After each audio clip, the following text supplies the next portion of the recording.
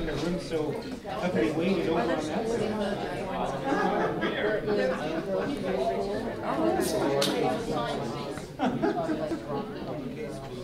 Alphabetical order.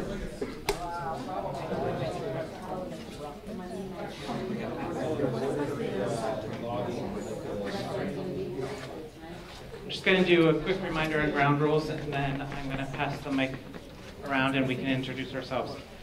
Listen to others speaking, respect the agenda, share your opinion politely, and treat people respectfully. Jeff Clark, Ward 4, NPA Steering Committee. Linda Della Duca, Ward 7, Steering Committee. Monica Ivanchik, Ward 7, School Commissioner. Matt Hurlbert, Ward 7, Steering Committee. Eric Kortman, Ward 4, Steering Committee. Julie Hathaway, Ward 7. Zachary York, Ward 4. Come on, guys. Where are you from? Oh, no, that's fine. I Oh, you got them all? Sorry, Dave, I got them all. Okay, you got them all. Okay. Hi, Gus Buchanan, and I have Rock Point School students here, the 11th and 12th grade. We're going to be coming to regular meetings, so I'm introducing the whole group. Took you off the hook. Dave Hartnett, Ward 4. Ellen Cooper, Ward 4. Cliff Cooper, Ward 4. Nancy Comstock, Ward 7. Jeff Comstock, Ward 7. Anna Carpino, CEDO intern. Take your money one with CEDO. Al Krieger, Ward 4. Arnie Krieger, Ward 4.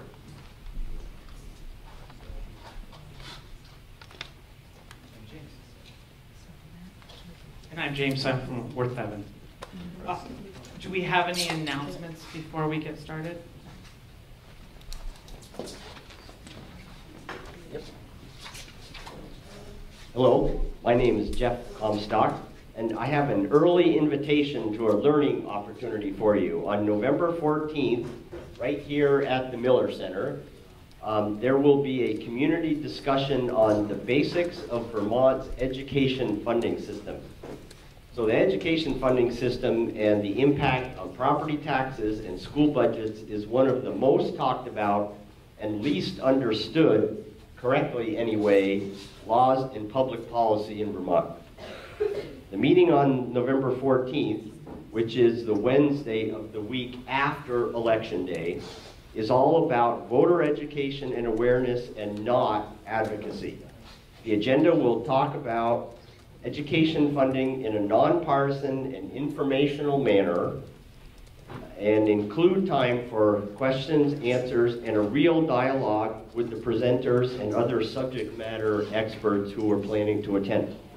This is just your early warning announcement, so please watch for more information and news during October and early November and get the word out to other folks that you know. This voter education project is important because democracy is not a spectator sport, but you already know that because you're here. So if you have any questions between now and then, please talk with me or the other planning team members, my wife Nancy Comstock, Chris Trombley, or School Commissioner Barlow. So please mark your calendars for November 14th and we'll see you right here. Thank you.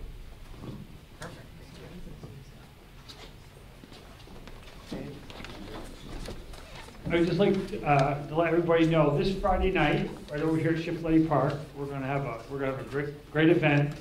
We're going to have a ball game on a big screen, Yankee Red Sox game, and it's going to be in center field at Shifley Park. It's going to be the ballpark atmosphere.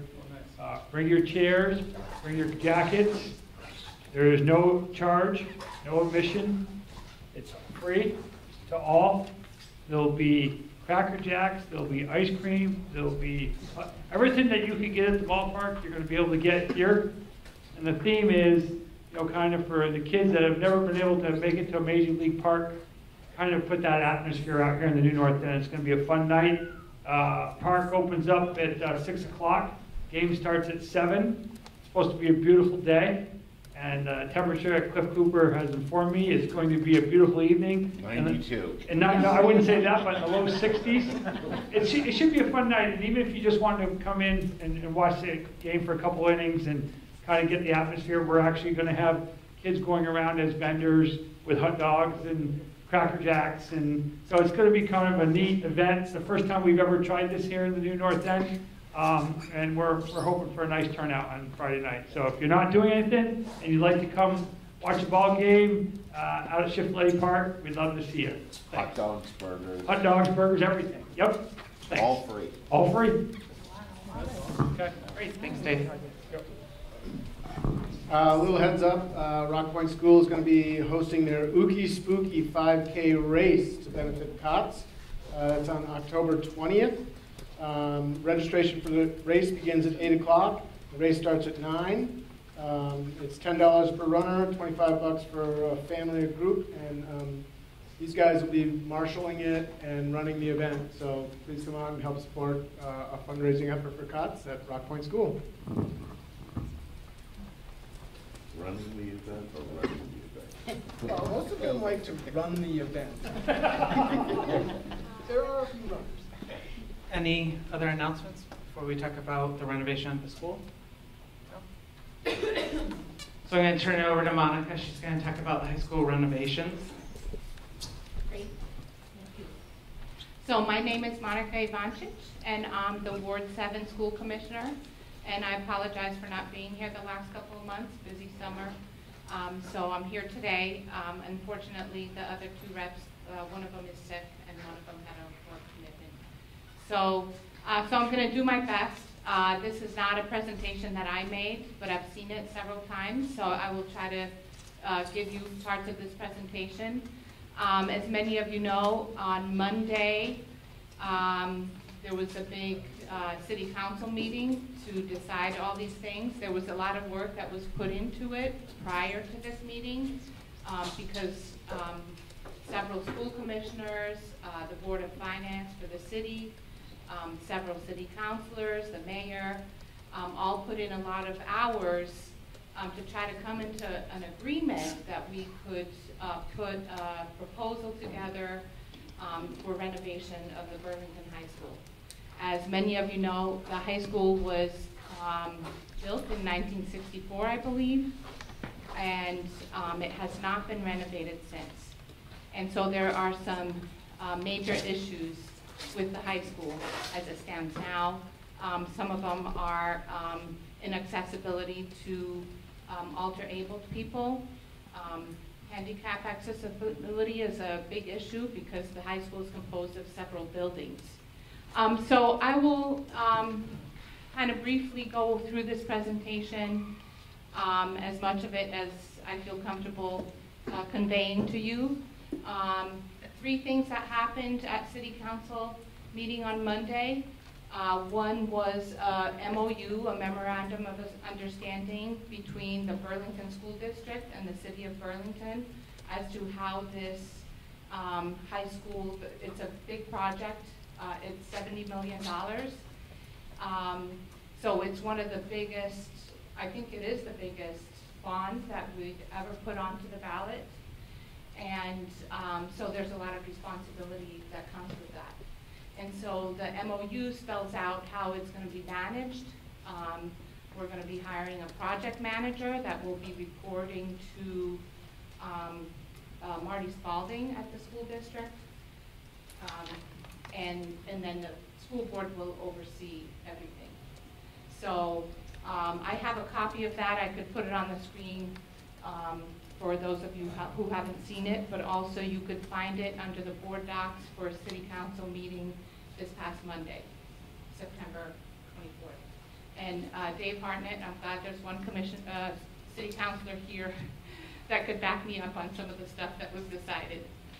Because the other, so there were three things, the MOU, the second thing was the cap on bonds for the city, so we don't want to borrow too much money so that our bond rating would drop. And also I know a lot of us are concerned about our property taxes increasing, and so unfortunately that's inevitable, or we're not going to be able to make improvements to public property like the high school or the wastewater treatment plant system. And so fortunately, with the hard work of the Board of Finance,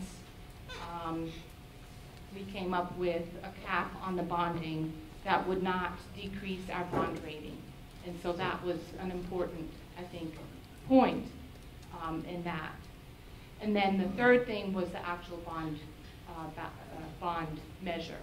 And so it was an 11-to-1 vote with Councilor Kurt Wright descending. So perhaps he'll show up later to our meeting here to explain his vote, but I believe he wanted the vote in March, not November.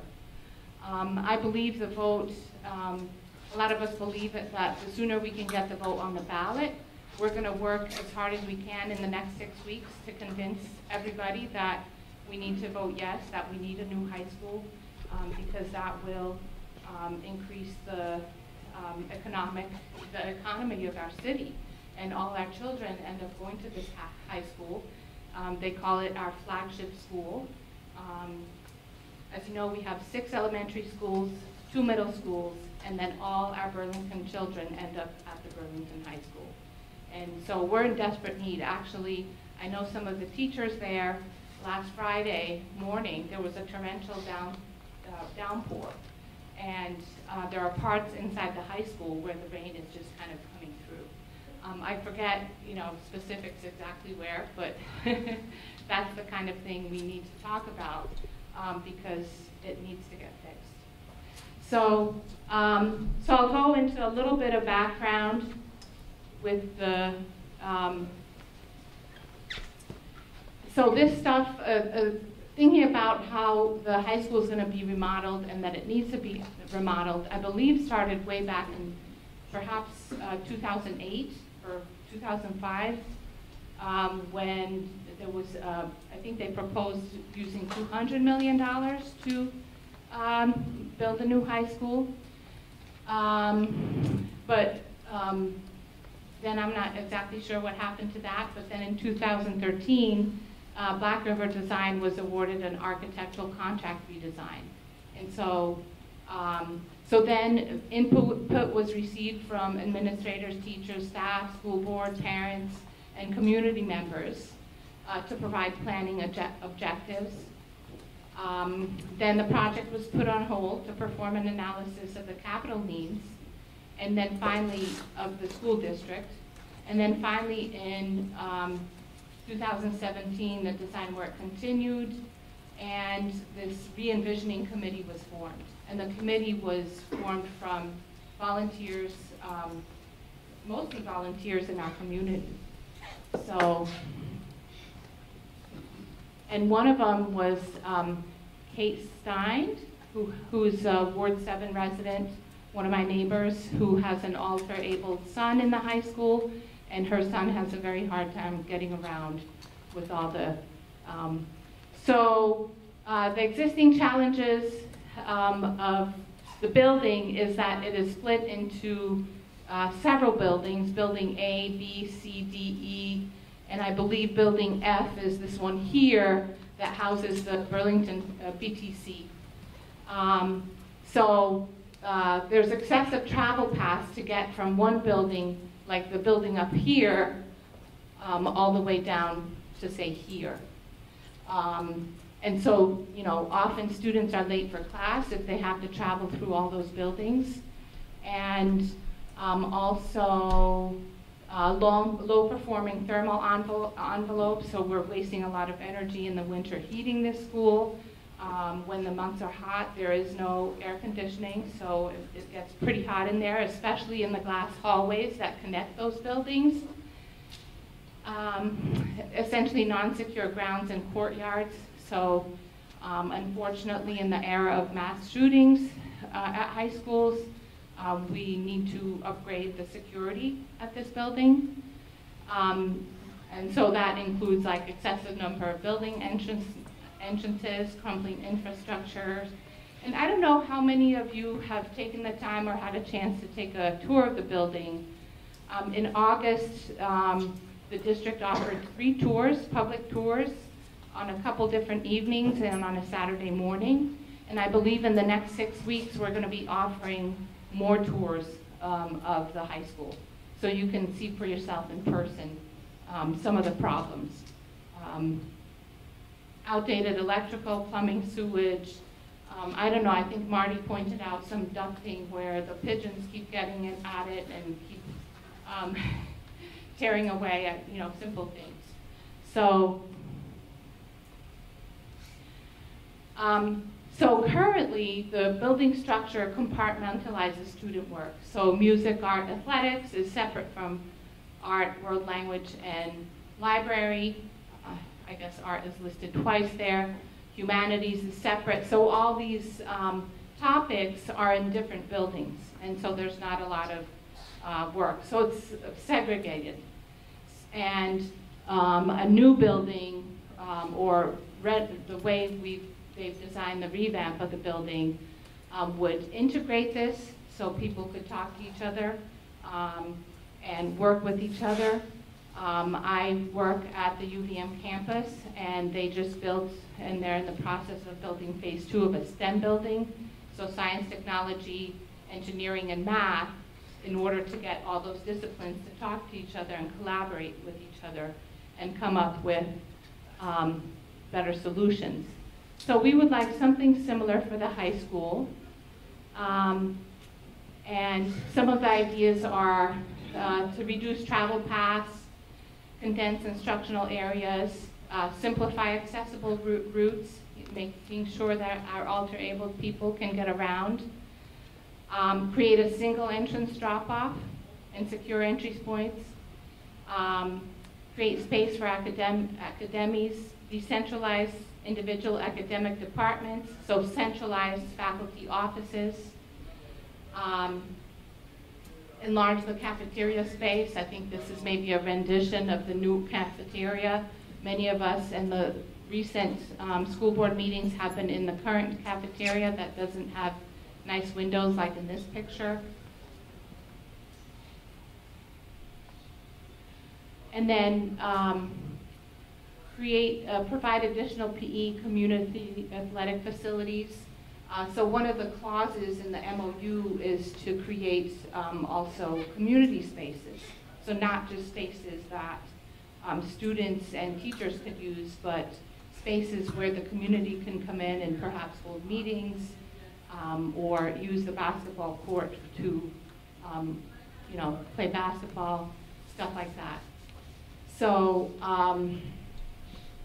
so here are some, pointers: provide additional stage support space, provide informal student gathering spaces, address the maintenance needs, of course, and reconfigure classrooms for greater flexibility and interdisciplinary learning. So the re-envisioning committee looked at several plans, like just to upgrade the deferred maintenance and make it more handicap accessible. I believe that was a $30 million project. And then to renovate part of the high school and take down some of the older buildings. So that was this partial demolition. And they also considered doing a brand new building. And so looks like in 2014, this was one of the initial plans where I believe this is the current A building, and they were going to build into the parking lot new spaces. And then what happened? So now we're here, where building A down here that has the big auditorium and the gym, there would be like an envelope built around that with surrounding classroom spaces. And then these extra buildings here would be demolished eventually. And at this point, I believe building F would be left as is or renovated. And so when the re-envisioning committee was looking at that, their projected cost was about $58 million. And so that number, as many of you know, has increased. The other option back, whenever the re-envisioning back in 2014, was to demolish the current high school here and build a brand new high school here. So on the right here, we have North Avenue, and this is that first field right here, and this is the existing football field. So this would have minimal impact to instruction, where students could stay in the current high school while the new building was being built. I believe there was a problem with water drainage, and some people didn't like how this building was so close to North Avenue.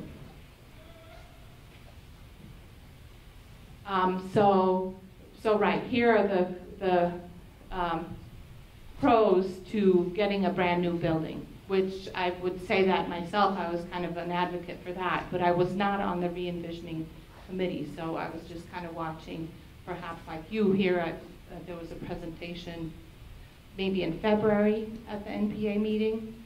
And back then, they said the projected cost for a new building would be about $84 million. Now that price, they're saying it would be $100 million or more.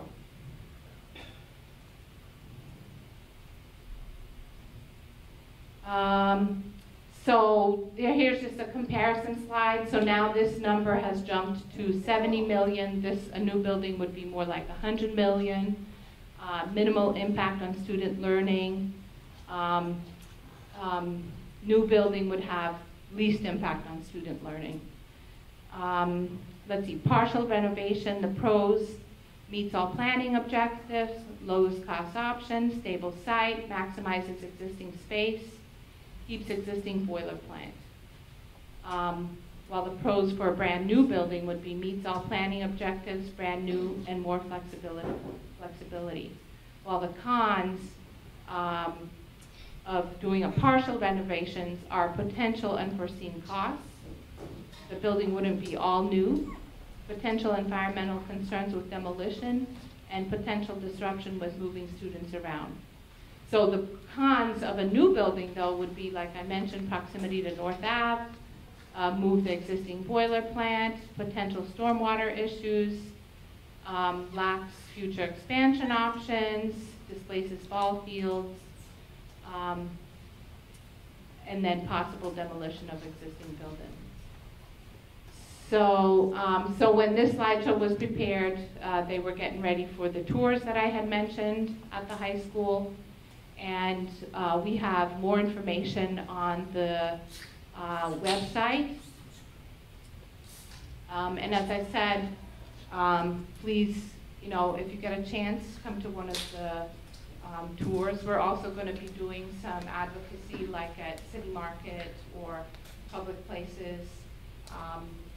The next NPA meeting will be only a couple weeks before the election, so we'll make sure all three of us are here to field your questions. There were 2 meetings in August, one on the 14th, our regular board meeting, and then one on the 21st, that was a special board meeting, which was to approve of the bond measure, to put that on the ballot, to get the approval of the school board. And with the exception of one commissioner, we all voted for it. So I think at this point, I'm open to questions, and perhaps some of the slides here. So, how we have some of the formal bond language. I actually had downloaded the memo from Monday's meeting on my computer, but then I forgot the little dongle that talks to the overhead projector, so we could go over that language. And then some of these slideshows also had tax implications. But in August, we were looking at 3 scenarios, although those monetary values, 60 million, 65, or 68.5, are so close to each other, but it was all for renovation of the high school, not a brand new building or not just updating stuff. So, so perhaps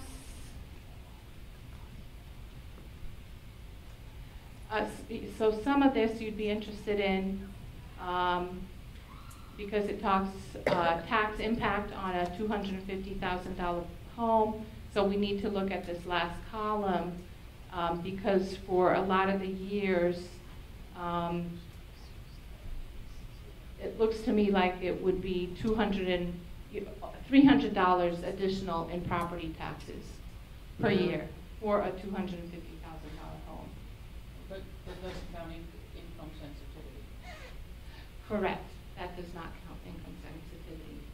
So I believe it would be lower with the income sensitivity. Depends.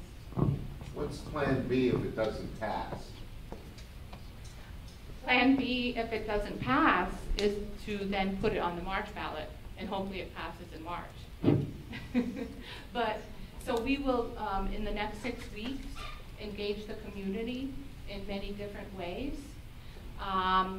And we will try to sell this to community. I know Councilor Hartnett is in support of a new high school since he's grown up here and had kids that went there.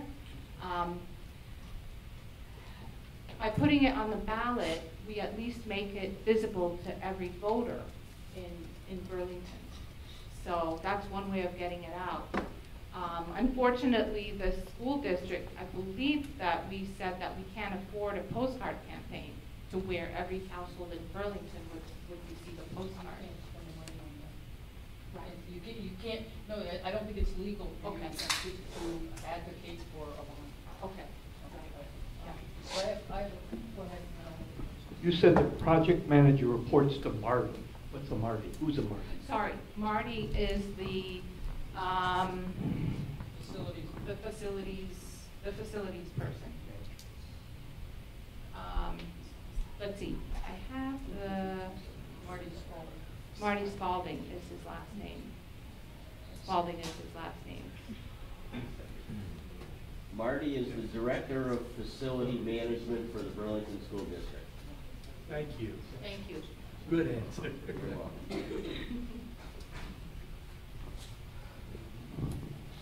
Linda? Yeah, how many stories is this going to be? Do you know? I believe it's 5 stories. One of the concerns I have is, I understand that if there was a fire in the building and the fire can come, that they will help kids and staff who can't go downstairs. But there's by state statute, they've got to have a fire drill every month. And you can't use the elevators. And I am concerned about a 5-story building and how you get people who can't move out. They have to evacuate, I think, in 2 minutes. Oh, wow. Yeah, I mean, it's quick. You don't have much, yeah. And, Right.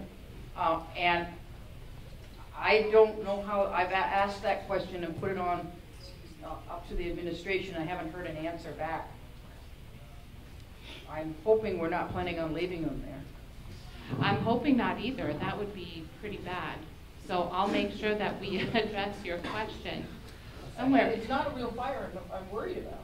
It's if they can't do the drills, then we're not in compliance. That's true. The drills, right. Yeah, I was just looking at, and all these presentations are available on board docs under, I believe this one is the August 14th meeting.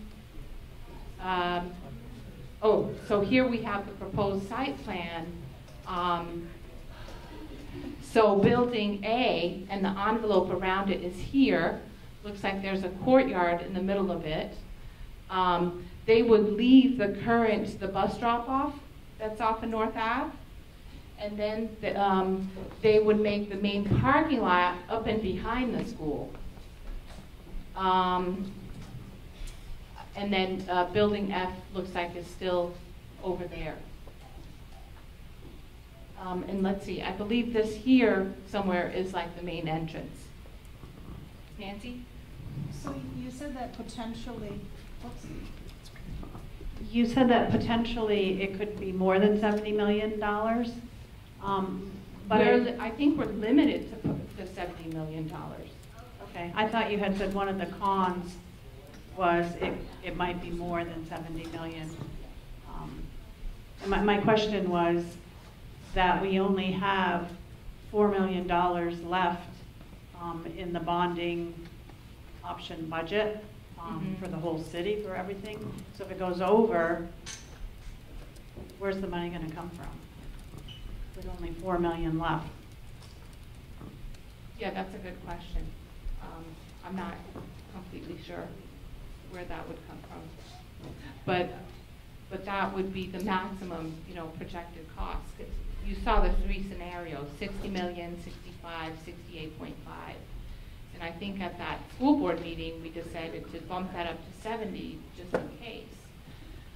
It is difficult to project the costs at this point, but we had some professionals project the costs. But if the project gets further delayed, those costs will become more expensive. And yeah, And where does that money come from? Because the city's pretty maxed out. well, most likely I would say the taxpayers, but you're right, the city is maxed out. But the bond, I believe the policy that they just passed on maximum bonds allowed, and I don't know, Dave disappeared. So when you did that memorandum of understanding, you can't go over 70 Right. So then they start cutting things. They just don't do certain things. Right. Right. Exactly. So I urge everyone to actually get up and go. I did the tour the last day that it was offered, and it had been years since I'd been in the building. The need is very apparent once you get in there. So I mean, it's sort of like when candidates come and knock on your door, you should ask them questions. When somebody's asking you a question about what you want to spend your money on, you should go and see. It's very apparent, particularly if you happen to be mobility impaired, that it's not a building that's friendly to education at this point. So go and look. It's well worthwhile. I agree with you, Bob. I took one of those tours. I've been to some events at the high school, like the Beyond Black History Month, where we went into the big auditorium, and I've been to the cafeteria in the past. I believe they served dinner at that event. But I hadn't, and I've been to the library, but I hadn't been to any of these far out buildings or the hallways that connect them. And some students have lockers in one of those far out buildings. Well, I guess nowadays they don't even use them anymore because they're too small. They can't even and put they're their too books in. small. I guess the books have gotten bigger since the 60s. The other thing is they only have like 2 outlets in a room. Yes, they only have 2 electrical outlets in each classroom. And everybody has an iPad, and somebody shows up and their iPad needs to be charged, and they takes the outlet. Right. Yeah. Dave, you no longer have a question? Oh, I could ask a quick one. Sorry. She called him. First off, thank you very much for coming and presenting to us and sharing the presentation. There was two questions that I had. I noticed as we were going through the presentation, we said that we would eventually tear down the buildings that we're no longer using. Is that included within the budget for 70 million? I believe it is, but that's something I should look into. Okay, just because I know that, tearing down buildings isn't cheap, obviously with the Moran plant sitting on the shores. Yeah, that's true. And then the other question I had, and I've asked before, is that we recently approved a $19 million bond to improve the schools, and a lot of that money was allocated towards building some new buildings, and that's been put on hold. So my understanding is that money is still there. Can we allocate that money towards this project, or at least updating and upgrading a lot of what we already have? That's a good question. And I think I was told that that money is for deferred maintenance of other buildings. But as you mentioned. So I was told that too, and I looked into it, and that's not the case. It's for any educational buildings in the city of Burlington. So it can be used towards the high school. I'm wondering if that's been looked into further, or if you could look into it further. That's a good question. Even if that money is allocated towards this project. Right, because I believe that we voted on a $19 million bond, but it's really a $39 million bond because of the $2 million every year. And part of that was my understanding that would be for deferred maintenance on the high school. So personally, I'm not sure why we couldn't use part of that. And we're also waiting to hear back on the new buildings. So now we have a Finance and Facilities Committee, which met last week, and I'm not sure if they'll be meeting again before our October 9th. We have another school board meeting where they're going to be coming to the board and making a recommendation. Thank you again. I'll look, yeah, it would be good if we could use some of that $39 million. Nancy? I think $70 million for bigger lockers is a very trivial reason to build a new school. So I think you need to get past that. And it's Right. not And about. none of us advertised, bigger lockers, except unfortunately your tour was with a student who talked about that. And I've talked with him since then, and he said it's ridiculous to say that. So It is. Yeah. Right. Yeah. It's And- more about integrating all the arts and math and science and kind of having things more centralized. And a you can't safer just do school. that by saying, okay, now they're together. I don't understand why we need new buildings to do that. Because as you saw on the map, the buildings are like separate, actual physical buildings. So, so it's hard to kind of work together when you're actually physically in separate buildings. That's my understanding. I don't know, if, I understood your question correctly. I know Martine gave this presentation in February, and she did talk to some of the buildings, and correct me if I'm wrong, because I'm just recalling something from February, that some of the buildings are in such decay that they really can't, it's not affordable to renovate them, it's my understanding. And maybe Dave can comment on this later when he has an opportunity, and Kurt to talk in the lead. So that was my understanding. So I think your question's really good and valid, and it's one I asked as well, and that was my understanding. Mm-hmm. That's my understanding as well.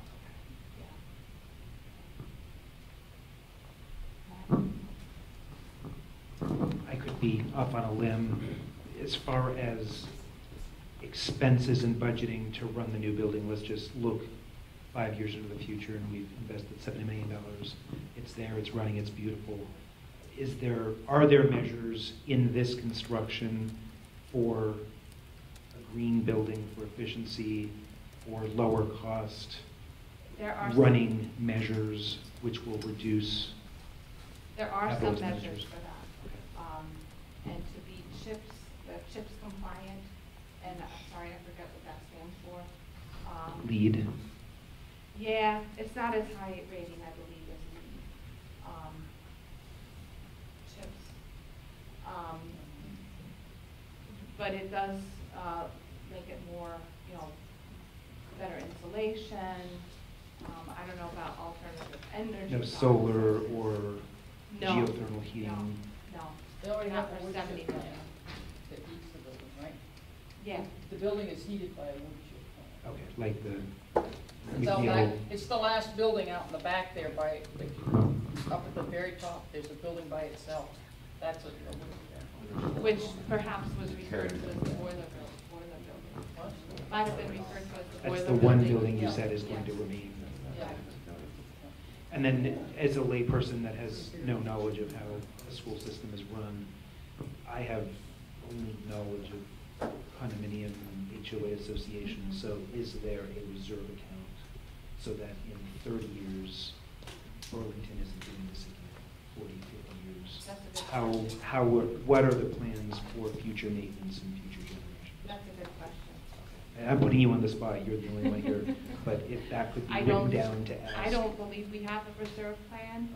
Then I vote no for the entire Yeah, but thing. I think part of that you can't do by state statute. That's why I'm joking, I don't understand The financing, the you can't- financing, but there must be I some can't measure remember of. exactly, but you can't build up too big a reserve, because then the answer to that is that, in fact, you should be taking You should be taxpayers' borrowing money too much money. and keeping it in reserve. The taxpayers should have the money themselves. Correct. Okay, so that's where you're running problems, building a big reserve.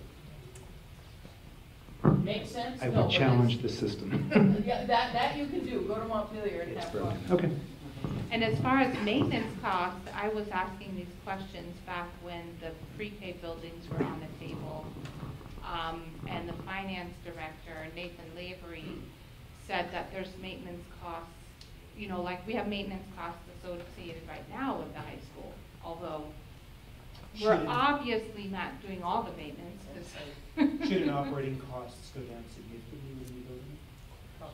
A And little, shouldn't not that offset A little, the probably, yes. expense Yeah, it to should. taxpayers? It should. Yes, there's a $70 million loan, but if the expenses to run are 10 or 20% less because of efficiency of heating and maintenance, The maintenance won't go down. Right.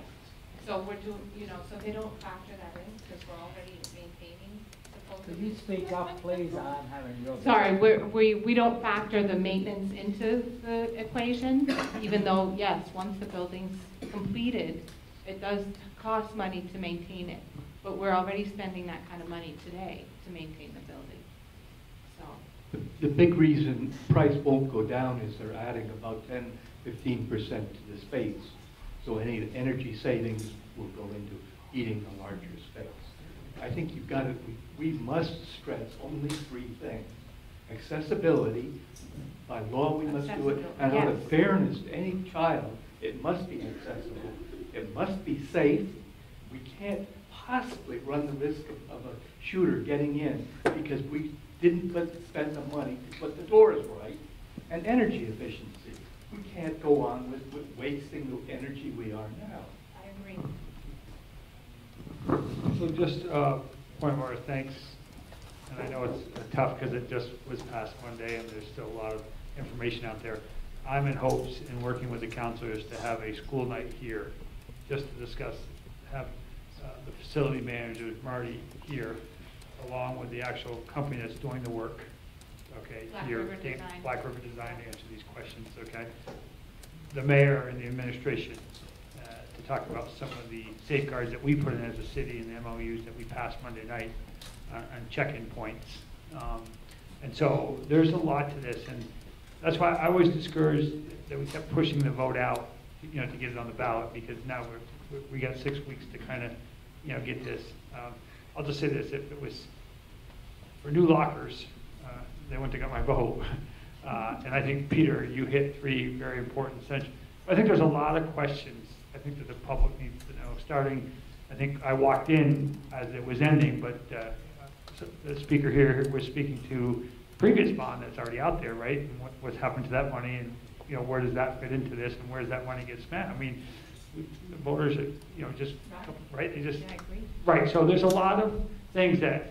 So I'm hoping to arrange a night here at the Miller Center, just on this topic alone, and to bring the you know, players to the table here and have a very direct conversation, because $70 million is a big price tag, and I can appreciate that. I support this fully for a lot of reasons, and I won't take the time to get into them tonight, but I'd be more than glad to explain. And basically it comes down to, do we want to invest not only just in our schools, but in our community? That's really the general. And I think we needed to put this on the ballot to hear from the Burlington voters. And so I do support it. But look on Front Porch Forum. Possibly by the time North Avenue News comes out next week, we could have a date. We could put that date in there. But I would look for an event here at the Miller Center solely just on this issue. Thanks. And I was told that Black River Design built the school, Lamoille Union High School, which is in Hyde Park. Yes. So if you're out that way, you can go check out this. Possibly some tours for That would be nice too. I went up and took a look at the school and the work they did. These guys specialize in schools. I think it's important. I think if we can, relay the message the correct way and hit the highlights, that we'll have a good chance in November. But if we don't, it's going to be an uphill battle. So there's some work to do here in the next 6 weeks. There's a chart showing the tax impact. I think it started in 2019 and finished in the 2030s. But when would construction start and when would it be finished? So if it would pass this November, we would still have a year of planning and community engagement. And I think that they would be breaking ground in the spring of 2021. And then it would be done by the start of the school year in 2022.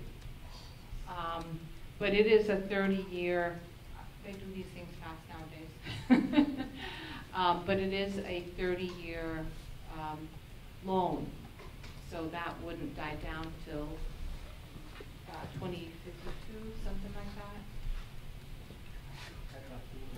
You saying this is be done over the course of one summer? Two. So we have the students somewhere else. They're going to be doing that. I really appreciate all the points that you're trying to address in the new school. One of the things I'm a little concerned about is that there's not a pitch that this is the best school that you're creating. Somehow I missed that in the advertisement. Like, if you're taking out a 30-year loan and in 30 years, are we going to have to do it again? How have we looked ahead to say, like, it's sort of like we're catching up right now. Oh, we need classrooms that are more flexible. Like, are we looking farther out for the next thing? I mean, I agree with all the reasons that we want to have the new one. And accessibility, you're pitching those ones, but like, are you really looking ahead to saying, like, is this going to be a state-of-the-art school with energy conservation and providing the teachers with the space they need to do the things that you're asking them to do? Because my guess is that part of the reason we're doing this is to enhance Burlington's sellability to families who want to move here. Because I get a little bit worried that, like, if we don't have that, we're going to become a different kind of community that does not value local schools that you can walk to, or that really support the whole community, that it's just a bedroom community that, like, well, why do we even need the school then? Like, move Cambrian Rise 2 and let's develop that at the school. Well, I believe it is our, best effort in the school. And yeah, I wouldn't want to, once we pay off the bond money in 2052, we don't want to turn around and have to renovate again. So we're making our best effort to see what we need for the future. And one of the less expensive plans was without air conditioning, without environmental protections. So we raised some good issues with that. Let's not deceive ourselves. Anything we build will be obsolete in 30 years. We don't know why, but it will be. Your house has vastly improved in the last 30 years, no matter what house it is. Time goes on, progress happens, how we teach changes. So to think this is the last is an optimism that just is unrealistic. I got to pitch it that we are building the best we can. Yeah. But to your point, when we said, is this for bigger lockers, the 70 million? Yeah, obviously it's not. It's for bigger classrooms. It's for putting technology in classrooms, right? It's for better learning environments. And I think when you hear from the construction company, and you hear from Marty, when we have that night, you'll see that I think this is our best foot forward for the next 30 years. Because I've asked that same question, right? In 20 years, are we going to be back here, right? Or does this do it? And I think I do. I think it's because it's $70 million. And you hear that all the time, well, we're gonna have another gymnasium, or we're gonna have bigger lockers. No, that's not why it's $70 million. It's $70 million to do a remodel, which is a lot of money, right? To give our kids and teachers the best opportunity to teach in an environment, not only today, but from 20 years from now. And I think that's why that cost is there, $70 million, that you'll see the technology in the classrooms, right? You'll see the windows, you know, and you'll see the brightness and the bigness in the classrooms. It will, if you go to Lamoille and you see the work that they did, you would think that you were walking into a brand new high school there at Lamoille. It was a remodel as well. It was pretty intriguing to go up and see the work they did. So that is one of my concerns. Is this going to do it for us? And so, Peter, that's a good point. Who knows in 30 years? But I'm hoping to get there. Yes. Thanks, Dave. You guys hit upon a point that often comes up when you're around banging your knuckles on people's doors, but it's not that to my mind. A lot of conversation is going into whether this should be on the November ballot or the March ballot because it's a local issue. And I think that's incredibly short-sighted to the point of almost being an indictment. When you talk about your school taxation rate, you're talking about how much you're paying as related to what other entities are paying. When the next Google or the next dealer.com or any other corporation comes to Burlington and says, gee, we'd like to build here in your community, they're going to look at our infrastructure, they're going to look at our town, they're going to look at our government, and they're going to look at our school. And when they walk into that building, they're going to say, let's go to Portland, Maine, because it is not functional at this point. So to look at this only as a school issue as opposed to an economic development issue is that short-sightedness that Dave is demonstrating by saying we need to do this now. It's how we get our taxes back in order. It's how we get our community to grow appropriately through both fair taxation and economic development that moves us in that direction. And it's the same thing with Memorial Auditorium or any of the other structures that are falling down around us. If you don't do the stuff that you need to do now, it costs you 10 times more later. That's short-sightedness, and that's not what we should have. Thanks. Yeah. Thank you. Ali? Thank you, Monica, for being here in front of us for the presentation, and also Mr. Hooper, thank you so much for just summarizing this important issue. Let's think about Burlington High School Readmission Committee as an investment. We are not going to lose any money. And think about this building also as not only for students, but also for the community. And I think the mayor did a wonderful job bringing that MOU between the BSD and also the city. That only made me feel much comfortable that it won't be only the district implementing this $70 million, but it will be a committee also who will oversight what we're going to do, the timeline, the cost, and all of that. But in terms of taxes, it's right. 2021, $17. And then it will gradually go up. It's a little bit scary. But to me, if we think about it as this is an investment for the community, for the future, for the safety, I think people will be much more likely going to vote for it in November. But I want to thank the school board. I want to thank also the community members who the committee who've been looking into this. I want to thank them to get us where we are today. The next step is for all of us also, if you agree in this, to make sure that all the voters will vote on this specific $70 million only. To me, no more 4 years. Thank you. Thank you, Ali. Any more questions before we bring out Burlington Water?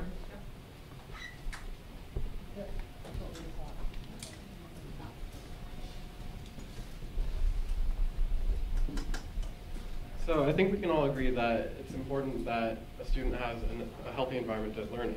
But one of the key things that I come from Portland, Oregon, and my high school at the time was being renovated and was So I can know firsthand what it's like to be in a school that A, isn't up to par, and B, is being like improved upon. But the problem is that a lot of the time we speak of impact on the students, and we can say minimal impact all we want, but when you're actually a student in the environment, it can make it really hard to learn when there's like small schools or portables that you have to learn in, things that just go wrong all the time. And I think it would be important to emphasize that there should be a bit more of a, I mean, I haven't heard much talk on how this is going to impact the actual students, because in the end, this is actually just an investment in the student's future.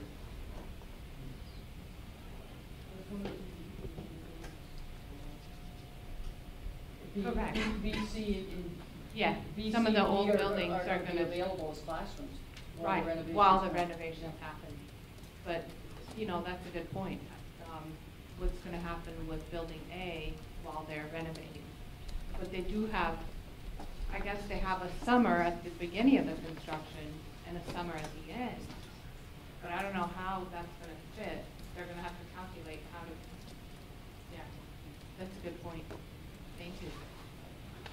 Well, thank you for asking me to come present, and it was a great city council meeting on Monday. A lot of group effort came to fruition, and I'm happy to say that we're going to be voting on this issue as a community. Monica, thank you too, because we had 4 presenters supposed to be with you, so thanks for taking that all on, all by yourself.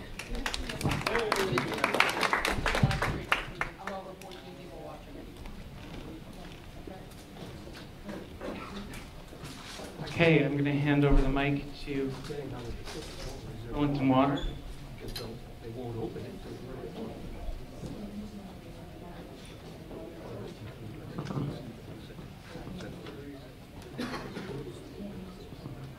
Good evening, everyone. Thanks for having us. Chapin Spencer, Director of Public Works. And thank you Not only that, so much. but there's one right back here, too. Great. How close do we have to? Yes. I can see, you should move in a little more. Okay. That blue plan to Yeah. advance the slides. That is fine. Here. You can see. Okay.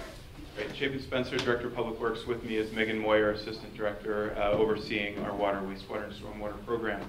Thanks for having us at this meeting to give us time to talk through exciting and urgent upgrades to our wastewater and stormwater system. We want to leave time for questions at the end. So what you are going to see tonight is a proposal to stabilize and modernize our stormwater and wastewater systems. We have spent 3 years behind the scenes doing multi-asset capital planning work with consultants, with our staff, with industry experts, and this is going to continue our citywide legacy of protecting Lake Champlain and our public health. We understand that some of the releases that happened this year are unacceptable, and we have put together a plan, accelerated the development of the plan that was already underway to address the issues of this summer. So we're going to go through, as you see here, the details of the plan, approximately $20 million for wastewater and $10 million for stormwater. The cut to the chase, the average ratepayer, residential user, would see after the full incurrence of this debt, which would take approximately 4 to 5 years, would result in an increase in the water bill of $5.36 a month. And the vote, thanks to the councilor's support at the last meeting, will be on the November ballot. And with that, I'll turn it over to Megan. Thanks, Chapin. And before I move off the slide, we're trying to prepare a series of visuals so that you guys can truly see that the investments are all throughout the city. We're not concentrating them in downtown or the south end or the old north end or the new north end. They are truly throughout. Yep, so as Chapin said, even though it seems like this plan came out of nowhere, we've been working on this for, I would say, consistently for the last 2 to 3 years. 2017, we actually had a wastewater 20-year engineering evaluation and 10-year capital plan that was done that we've been looking at and working with as we try to plan our annual budgets. We've been doing risk-based decision-making with asset management also for the last several years. We've done stormwater outfall assessments. We've been working on videoing our pipes. In fact, the 20 most high-risk pipes in the city, 20% high-risk pipes in the city. And then all while we're doing this, we've also been trying to look even a little further ahead. A lot of what I'm going to talk to you about tonight is the existing infrastructure and how we deal with keeping our existing infrastructure working. There is, as you all know, a need to improve the discharge of phosphorus from our landscapes, from the wastewater treatment plants. That is largely a separate effort that will be coming in the next 4 or 5 years. But we have systems now that are critical to keeping the lake clean, and we have to keep those working. And hopefully the counselors here can attest to this, that in the budget presentations for the last 2 years, I've been communicating this known need. I've been saying it's on the horizon. The graph down, you can't really see super well, but FY 2020, we had some significant costs that we already knew were coming. So the plan was always probably next year, maybe 2 years, we were going to be bringing this exact bond to the voters. Next slide. The reason why some of the things happened this summer, and we'll dial in a little bit, there haven't been any comprehensive upgrades at the wastewater treatment plant since the last upgrade in 1994. So when you walk around the plant, while things are working, and we have staff that work every day to literally duct tape things together, you have disinfection systems. This was the system that failed, or one of the systems that failed this year. There's multiple colors of pipe, which represents all the times that something has broken and somebody's had to go in there and replace a section of it. We have control panels where only one of the switches now works.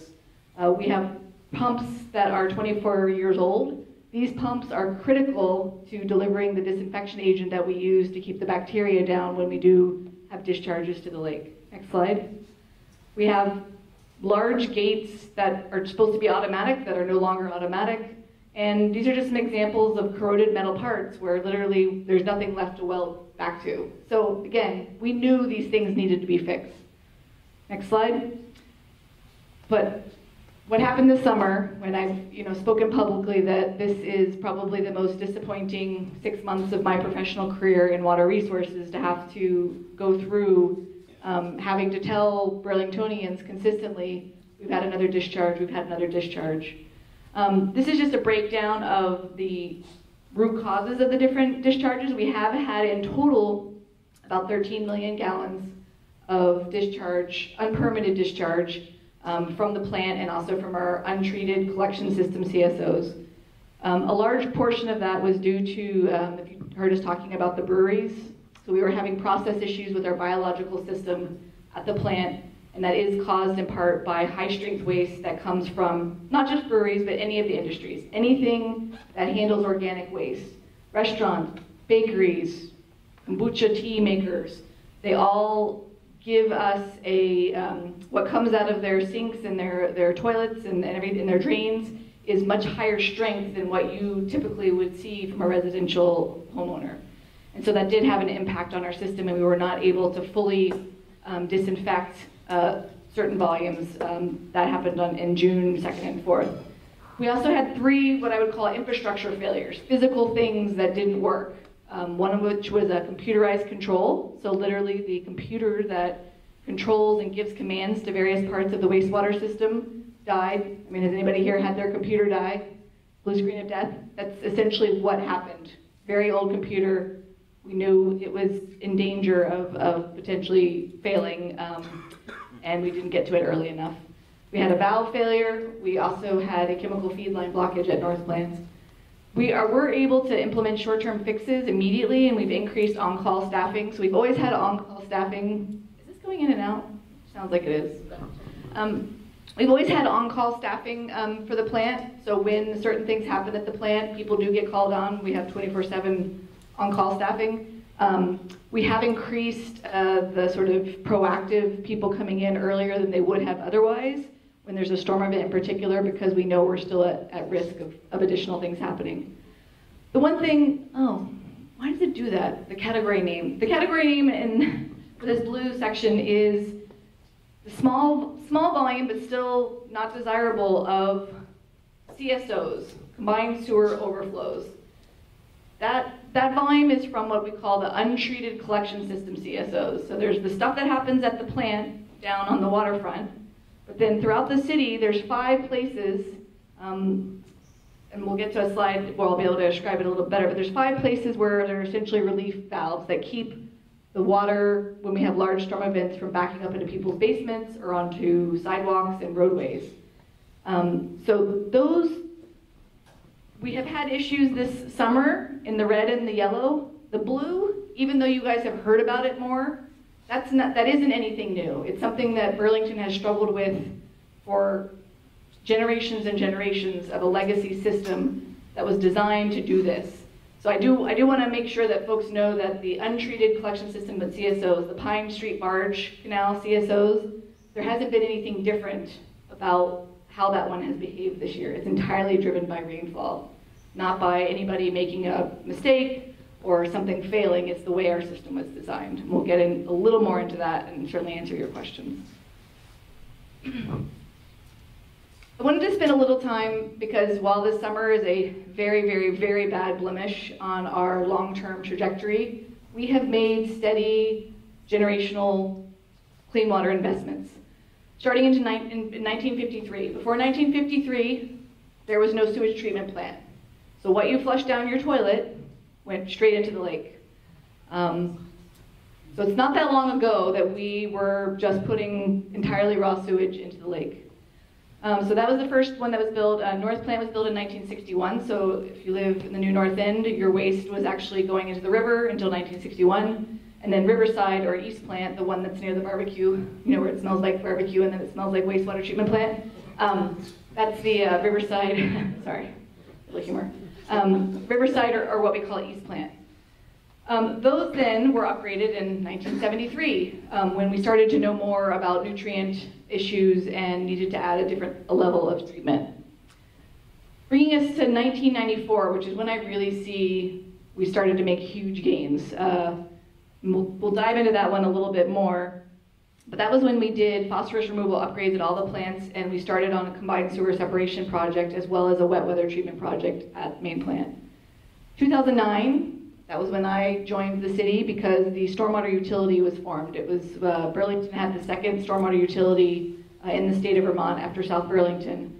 And since then, we've also made additional incremental reductions in combined sewer overflow volume. We've spent about $1.6 million since 2009.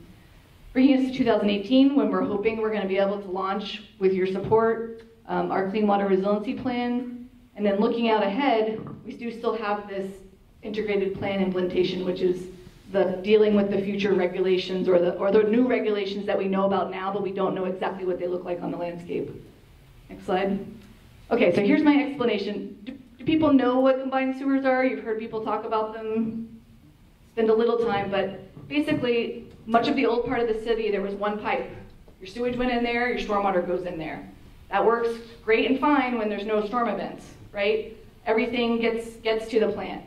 It also works pretty well when there's small storm events. But when there's storm events like there were tonight, which was fairly heavy, the wastewater treatment plant and the pipes can't handle it. And so there are these relief points, combined sewer overflows, where some of the water goes out. It's a mixture of stormwater and wastewater. It's not pure sewage. So when you hear somebody say that we had 100,000 gallons of CSO, about 90% of that is stormwater. It does still mean that there's 10,000 gallons of sewage that's untreated, and which is why it is an issue from a bacteria standpoint in the lake. I don't know if I have time for questions, but... Are those discharge points clearly identified? Where are they? Yep, I have a map. It's not in my main slide deck, but I have a supplementary slide deck, and I can show you, and they do all have signposts.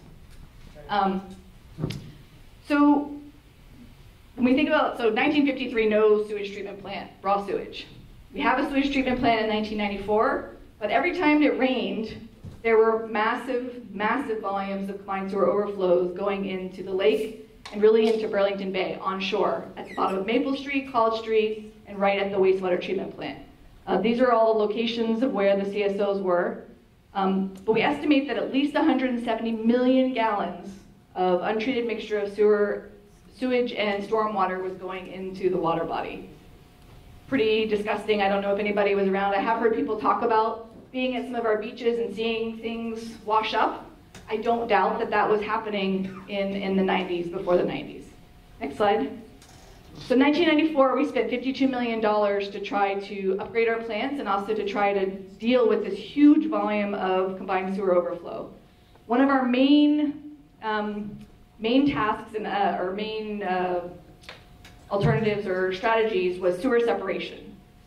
Well, if the problem is that it's all in the same pipe, let's put it in 2 separate pipes, right? So the New North End was one of the major beneficiaries of this sewer separation project. There are places in the New North End that have combined sewer, but a lot of it is separate sewer.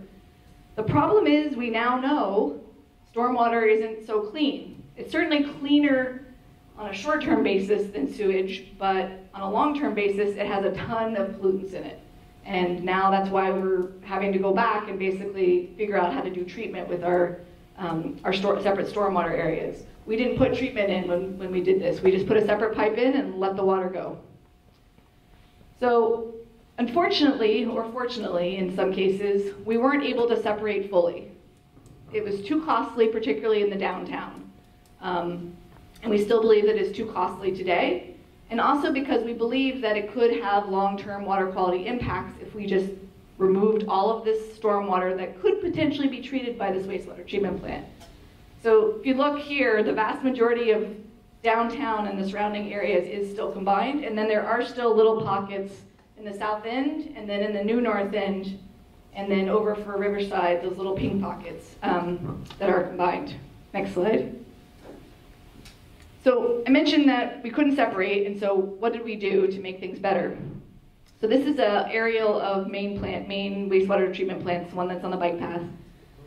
And a number of things were done as part of the $52 million bond, including extending the outfall further out to the lake, beyond the breakwater, so that anything, even when we do have these discharges, they are about a half mile off the shore, and they're heavily diffused, still not desirable, but it does help. We increased the phosphorus removal, and we increased the overall plant capacity for dry and wet weather. The other big thing that we did was install the vortex. The vortex specifically screens, so when we do have these combined sewer overflows, instead of them just going out without any disinfection full of bacteria, this system specifically screens as much as it can, returns the worst of the stuff to the full plant, and then hits it with a strong disinfection agent so that the bacterial levels of what leaves the plant are well within Vermont water quality standards. I have to figure out why it's doing this. There's little numbers all up here. That's 0.65, that's 12.3, and I believe this one was about 200 million gallons. This is my wonky slide for the people who, like science and like numbers to prove. This is approximately what we were discharging prior to 1994, about 170 million, probably more, gallons of untreated, undisinfected combined sewer overflow. In this day and age, in 2018, year to date, we've treated about 100 million gallons through our vortex system, and about 200 million gallons, so almost 300 million gallons of stormwater and combined sewage have been treated by the plant. This is how much we have, unfortunately, released, and this is too much. And then this tiny number here, which is still a number that we're working to decrease, is that untreated collection system, CSOs, that are out there in the landscape, the 5 points that I mentioned before. Next slide. Since 2009, as I mentioned, we've made a number of improvements on the stormwater and wet weather management. Chiefly, the main thing that happened in 2009, other than starting to charge you guys a stormwater fee, which paid for dedicated staffing and grant money and things like that, we really ramped up what we require of new and redeveloped projects. So projects for a long time have had to get permits from the state to manage their stormwater, but the state doesn't go far enough, in my opinion. It only regulates things that are over 1 acre of impervious. There's a lot of development, tons of development in Burlington that's far below that threshold. We get to regulate things that disturb more than 400 square feet. And when we are dealing with people creating or redeveloping impervious, such as Cambrian Rise, the mall, trying to think of some other big projects. Pine Street Deli. We're scrutinizing, pardon? Patchen Road. We're scrutinizing those projects, and those projects are required to manage 100% of new impervious. Now that's not so radical. Generally that's what places do. Where we really try to make gains and try to make things better is make people manage at least 50% of their existing impervious. So I don't care if you have a parking lot and you're putting a building and you're not really going to be increasing the stormwater runoff. I'm actually going to make you decrease it by at least half how much you've been delivering to the city system so we can start to take more and more stormwater off.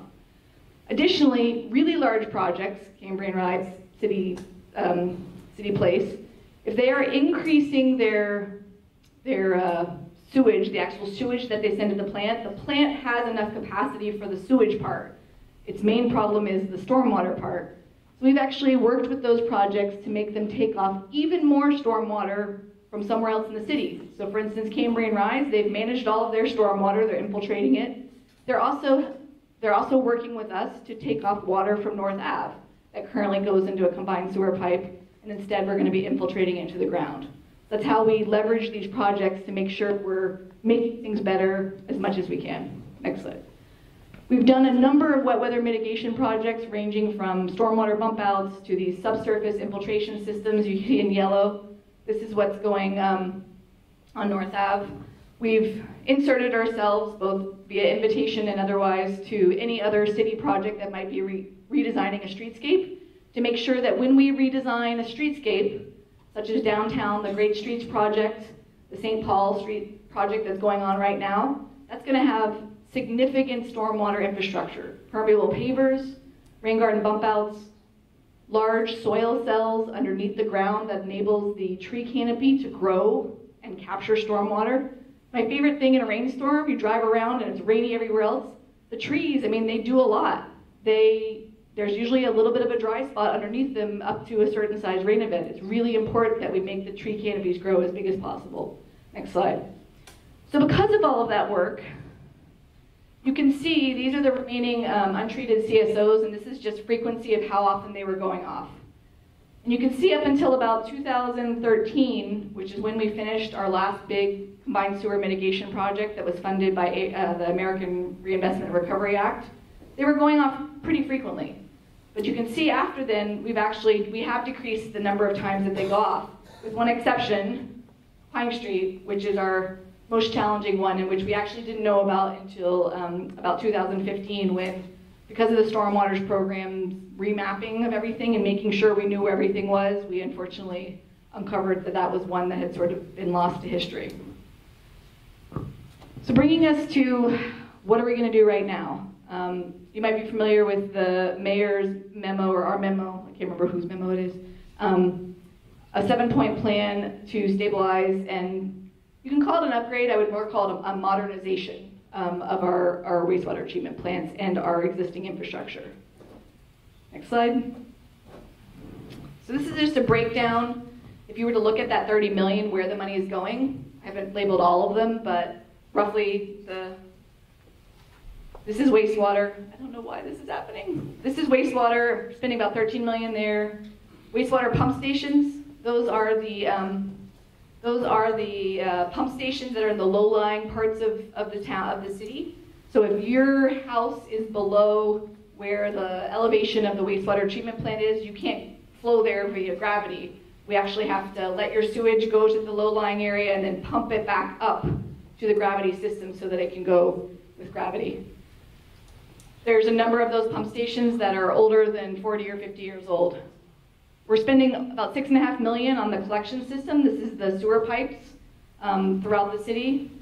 About 2.3 on stormwater outfalls and about 4 million on these combined sewer stormwater retrofits. Next slide. On the disinfection system, the highlights, the major focus right in the near term is those disinfection systems that failed, looking at the computerized controls and the mechanicals. We're also going to be modernizing the grit systems, the aeration systems. The aeration system is what supports the biological treatment process, and then also the clarifiers. Next slide.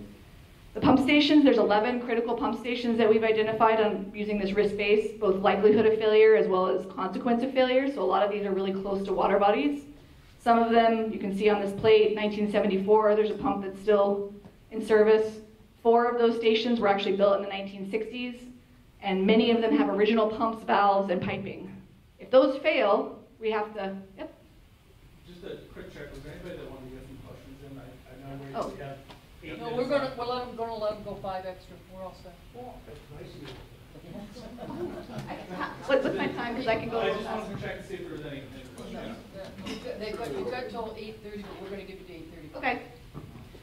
And I did bring a couple of copies, and I should have said that we are having a clean water town hall, which will have a little bit more time to go through this presentation, so if you're having a hard time absorbing it, it's a lot, I know, 'cause I live it every day. We'll put your PowerPoint up on our Perfect, Facebook okay. page too. Let's keep going then. These are the collection system pipes, just some examples. With actually video, you can see cracks, holes. This is an outfall that's over by Manhattan Drive. There's a big separation, and you can't see the video, but it's leaking water, which is causing massive erosion and could be a really serious slope failure issue. Next slide. This is to highlight our focus on implementing an industrial pollution prevention program.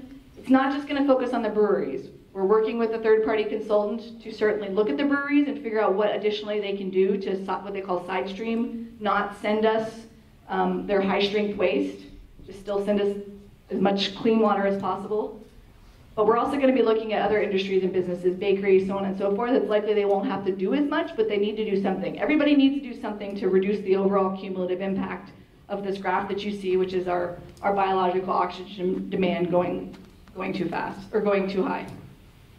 We're going to be continuing progress on those combined sewer mitigation and stormwater treatment retrofits. We've identified about 10 to 12 acres of impervious surface where we think we can install additional stormwater mitigation. And then this one down at the bottom, it's a feasibility evaluation. We know that Pine Street CSO is going to be really hard to make it stop going off ever. So if that's the truth, and we determine we can't do more, we want to look at whether or not we could put a satellite disinfection station there, right? If it's going to go off, we can't stop it, then we're going to go ahead and actually disinfect it right there on site to try to knock down the bacteria if we determine that that is the best course of action. Good question? Yep. Yeah? Hand in there. So, what is high strength? What is high strength? High strength waste would be a higher concentration of the organics. So when a brewery lets grains go down or chunkier stuff. So in the context of mitigation, Cambrian Rise being the example, Earl was in here last month and basically said, I think the quote is, I'm not going to add anything to the burden upon the city sewage treatment plant. And I think he was probably meaning surface water.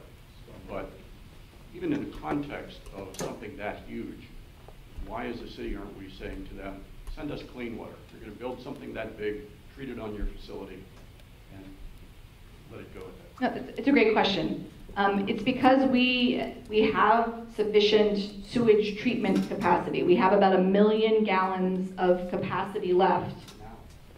Yes, yes, and we track it. Anytime a project comes in, we keep track of all of the people who have asked for capacity and who've gotten capacity letters, and we have to track that on a continuous basis to make sure we're not going to be bumping up against the total capacity.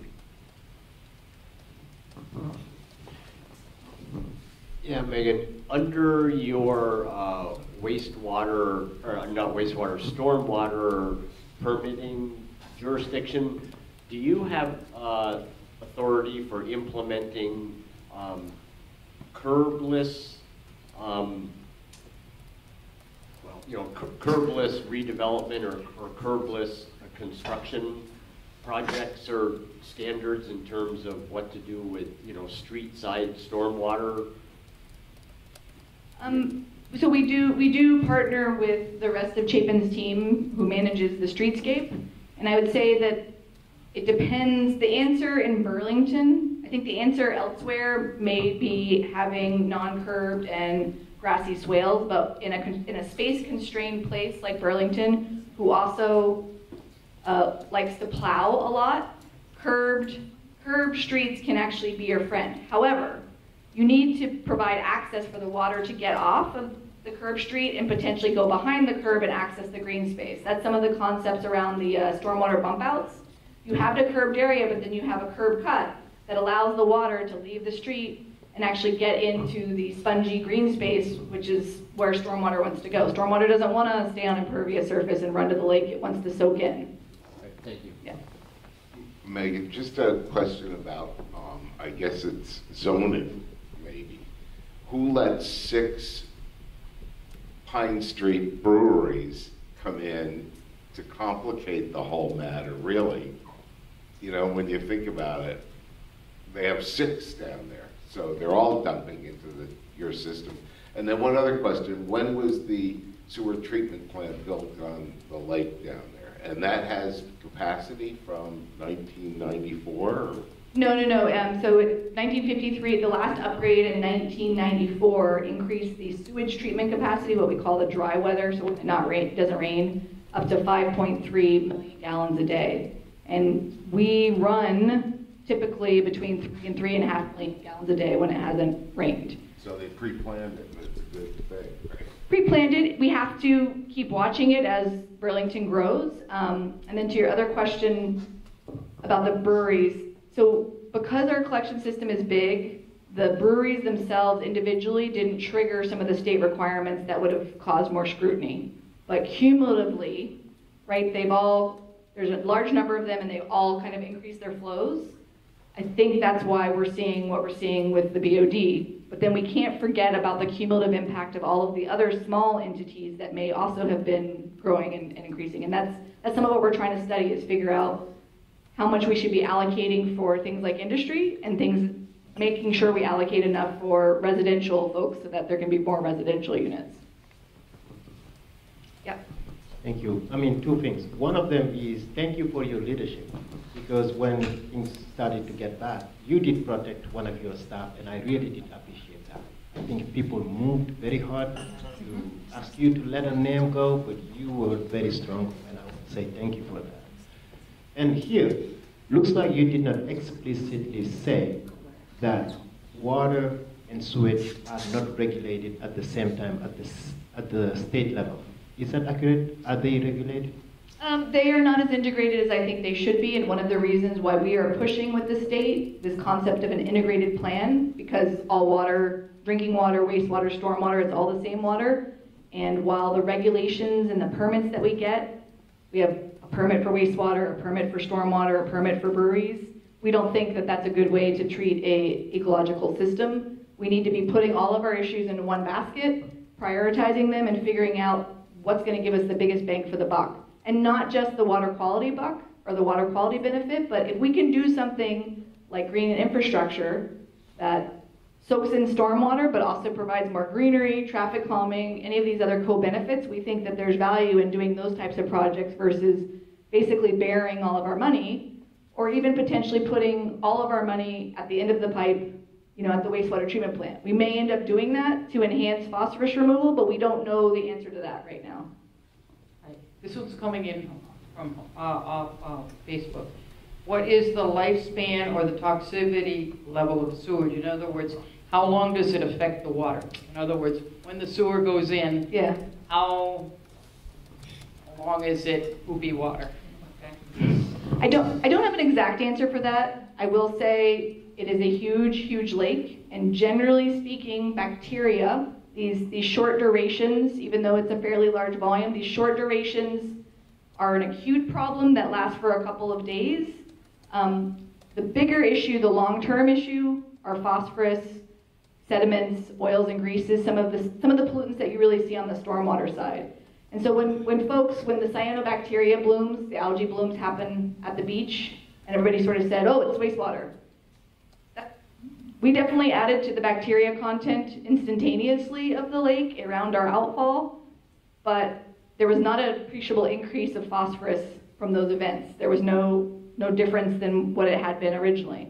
Wastewater treatment plants themselves are only 3% of the total load of phosphorus going into the lake. I forget if it's 200 metric tons of phosphorus that comes down the Winooski River. My point being that phosphorus is an everybody problem, a non-point source problem, a farm problem, a dirt road problem, an impervious surface problem. It's a much longer term issue that we often forget about, right? Because the impacts take so long to reveal themselves, whereas bacteria, you know instantaneously there's a bacteria problem, but it's for a short duration. Bacteria also tend to die off in sunlight when they're exposed to those types of environments.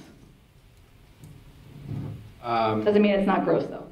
Okay, so first off, thank you for coming and presenting to us. I think through seeing what's happened this past summer, I think a lot of us are pretty sold on, or we know that the renovations need to happen, the repairs need to happen, the updates need to happen.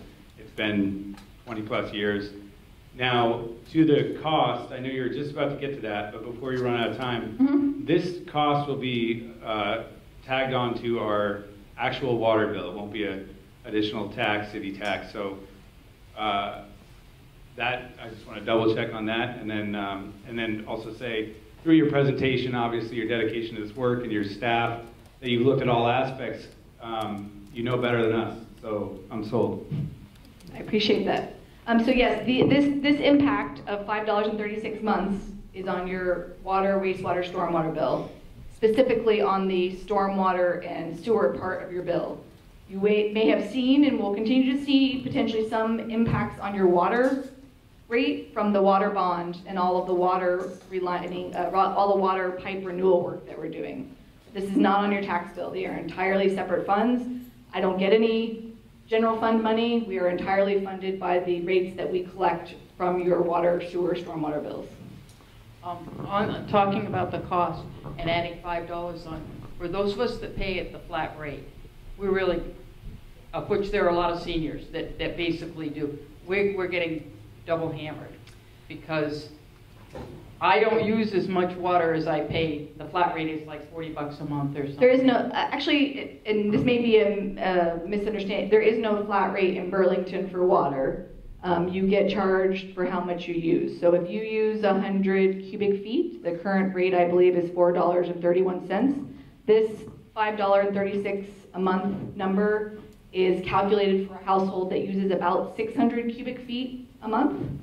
My bill says flat rate. Yep, so the flat rate that you're referring to, thank you, is the stormwater rate. So all residential customers actually pay a flat fee for their stormwater bit, and that is worked into this calculation. I believe the overall increase on your flat fee stormwater rate is about $1.10. Not the $5. The $1.10 is included in the $5. I can show you, I have better tables and whatnot. I just, one of the things I want to think about when you add on that kind of thing to people who use less than normal, watch what you're doing because you're driving a large population of people who don't have a lot of money. So I will say, again, this amount is only if you, currently your water bill says 600 cubic feet. If you use 300 cubic feet, your overall percent increase will be the same as everybody else, but your amount per month is going to be less because you're already using less water. That being said, just to add on to another point, we've been excited to look at, and the council pushed us as part of this bond package to look at affordability programs ranging from potentially discounts for people who are on other low-income programs like BT does. Looking at alternative rate structures, there may be ways in which we can mitigate the impact to smaller water users. We're also really interested in figuring out if there's a way in which we can collaborate and potentially provide loans for folks for your private sewer lateral. So you may not know this, but if the pipe between the street and your house breaks, that is not the city. That is entirely on you and can oftentimes result in thousands and thousands of dollars. We'd like to figure out a way through contract aggregation, potentially low-interest loan programs to try to help people with that cost. We also would like to try to figure out if we can bring back, because I think we used to have this, water conservation programs, low-flow toilets, low-flow faucets, because that's a great way. You don't need to be using all of the water that you're using, and you can decrease your bill just by using less water.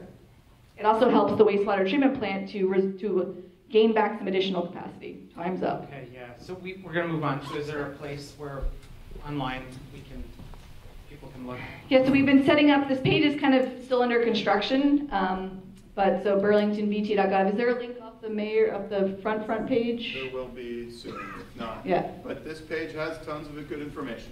But we're also, your slide presentation will link to it. Yep. It'll be on our Facebook page. And I'll leave the copies that I meticulously printed out. Are we voting on this in November? Yeah, November 6th. And if it doesn't go through, what's the plan B? There is no plan B. So. We'll talk on November 7th. Okay, counselors? Bring back our houses. We know that.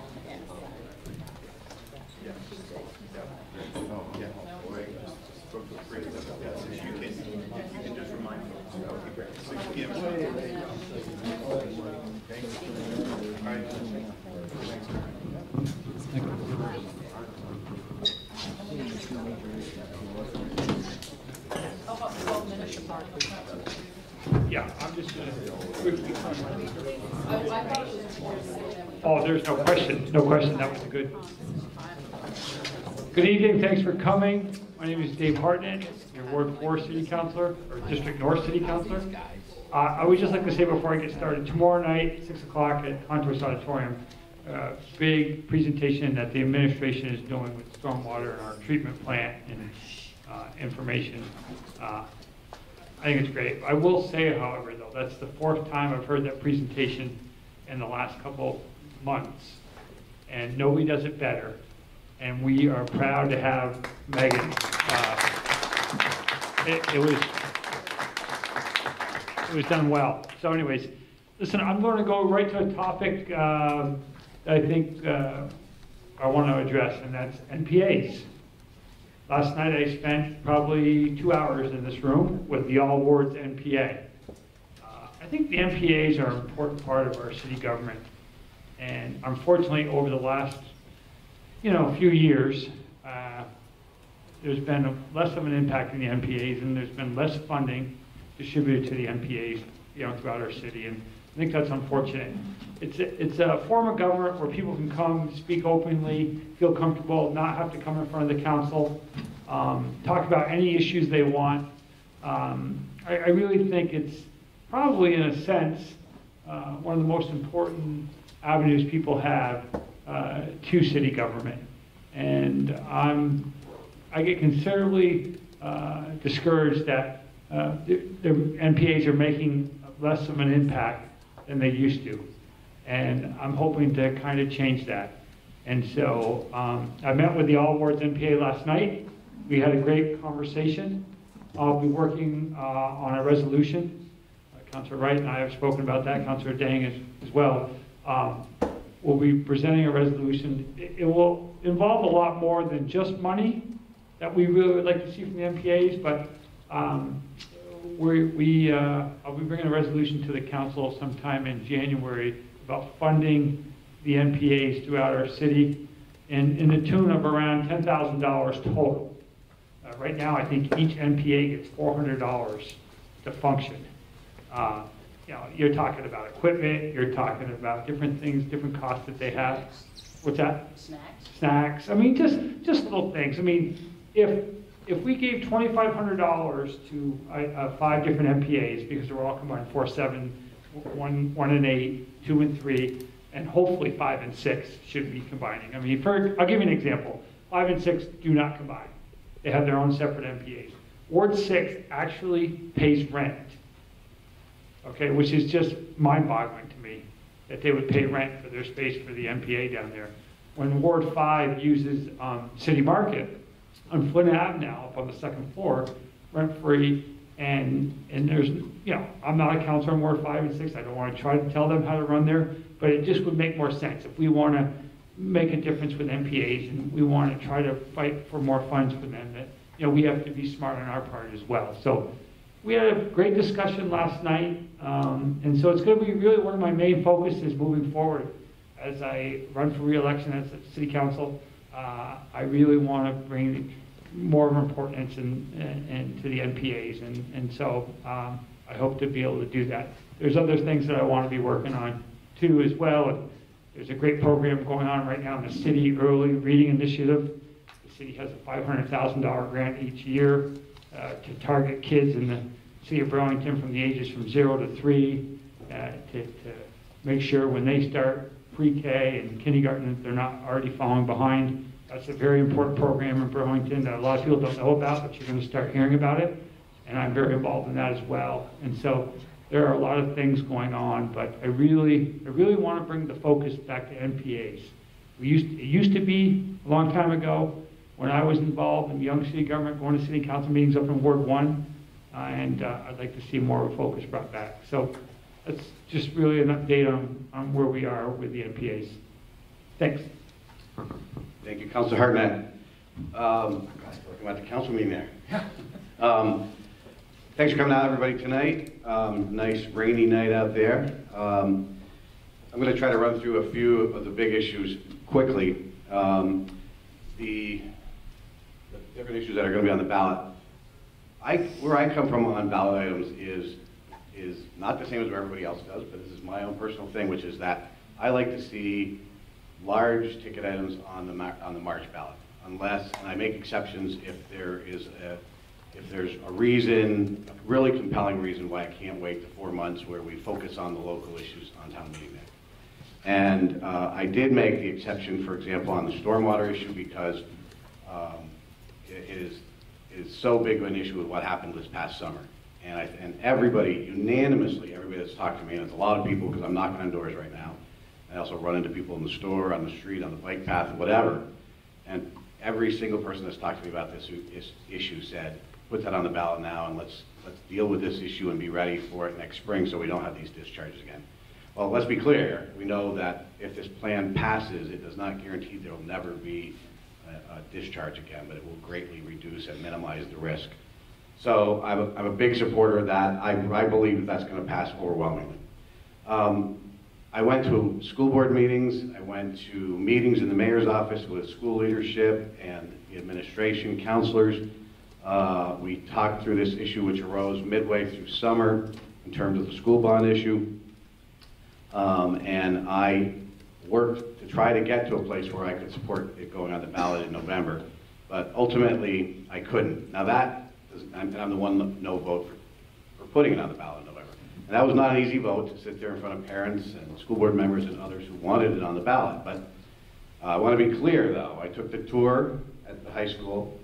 I knew that it needed an upgrade and a renovation even before I took the tour. But with the tour, certainly it validates even more so that there's no question that there's a major upgrade and renovation needed at the high school. I do think that with an issue of this magnitude, and I know that I'm the only one on the council that came down this side, and I totally respect Councilor Hartnett, Councilor Jings, different point of view, and all the rest.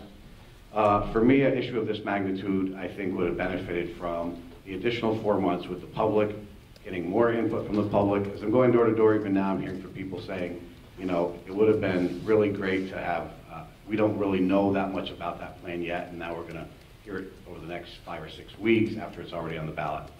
It's a plan that's, I'm not faulting the school board. Work has certainly been done on this issue, and it may be the right plan, but I think it could have benefited from that additional time. I am happy that we passed a debt policy issue now.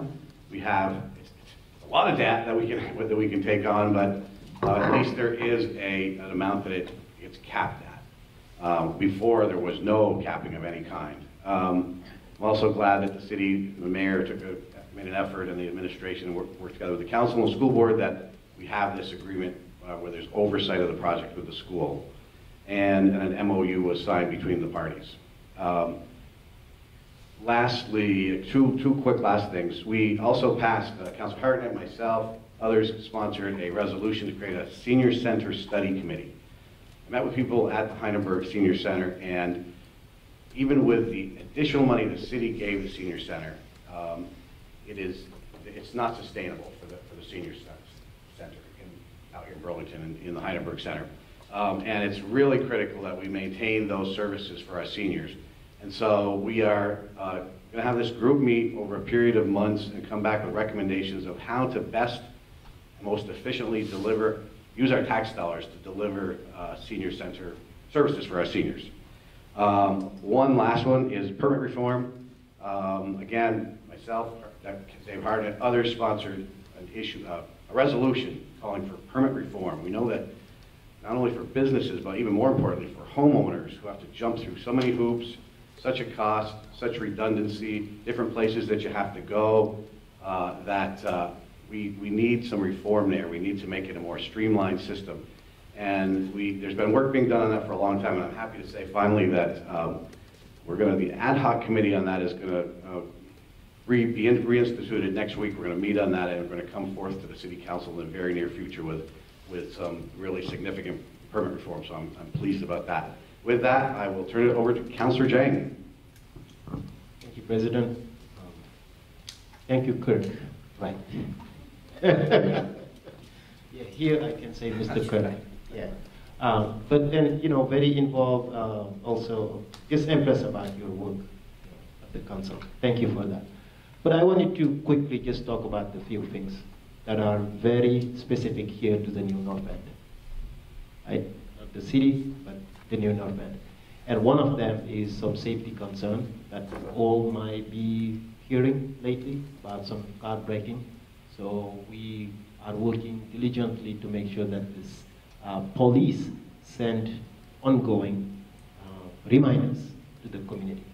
And also there was some attempt of taking a child away, but basically all of those did not actually happen.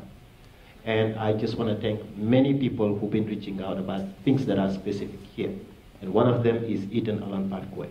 So just today, we were gracious enough to have an update from Chapin Spencer that we will be sharing with every single one about the condition of the road here, Eden Allen Parkway. And when we talk about things for the city in general, I did vote, proudly for the $70 million of the renovation for the high school, but I did not and could not vote for the $30 million bound for the water and sewage infrastructure. And these are my reasons. We here as a city, we need to again think about those who don't have money. We need to think more about the elderly. We need to think about the most vulnerable. I could not vote for $100 million in one night, and also for a presentation that, yes, been happening only during the past years. To me, it is time for us to take what is important. What is important, high school, $7 million, give it to them. And soon, we will see another $15 million for Memorial Auditorium. It is important to think about the people who live here. They can no longer make ends meet. Let's sell Memorial Auditorium. Let's sell it, and let's invest that money to all the infrastructures that need to be updated. That's very clear. And to me, NPAs, it's their fault. They brought that up. So another thing that I think is important, the debt policy, like you said, is incredibly very important. So we have a cap of what we can borrow, and also we just give people some break. It is about time for this community to think about those who cannot afford it. Every single person is moving away. Development's going. Why always you need to think about, if these things are happening, what are the sources where these issues are coming from, and try to solve it from there, not always on the back of the taxpayers. Thank you. Hi, I'm Carol Odie, and I'm one of your two. Just for clarification, you're for the $70 million for the school, correct? You're against the $30 million for the sewer bond? Yes, sir. No, I'm sorry. Just for clarity, I think that was very clear. For the 70 millions, yes, I was for it. But for the 30 million, I was not for it. Not because it's not needed, but because we need to find other resources to pay for it. I just have one quick question for clarification. You keep saying aye, and I'm confused. Is that your opinion, or are you voting on behalf of Ward 7?